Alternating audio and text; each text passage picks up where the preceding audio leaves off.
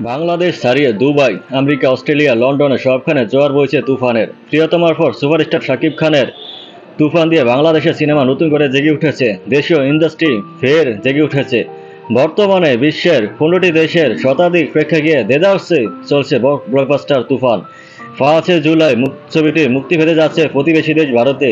তুফান ছবির দর্শকপ্রিয়তার খবর ছড়িয়েছে সেখানেও। দেশটির সংবাদ মাধ্যম থেকে চলচ্চিত্র সমালোচক, কন্টেন্ট ক্রিয়েটররা ভারতের সিনেমা হলেও তুফান জ্বর ওঠার আশঙ্কা করেছেন।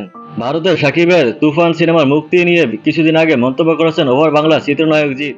যা নিয়ে অন্তর্জালে সাকিব জিৎ ভক্তদের বাগযুদ্ধ চলেছে। কলকাতার একটি ইউটিউব চ্যানেলকে সাক্ষাৎকার দেন জিৎ।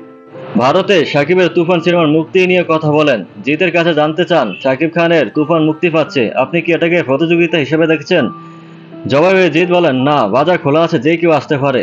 এই সময় জিতের পাশে বসেছিলেন বুমেরাং সিনেমার পরিচালক শফিক কুন্ডু।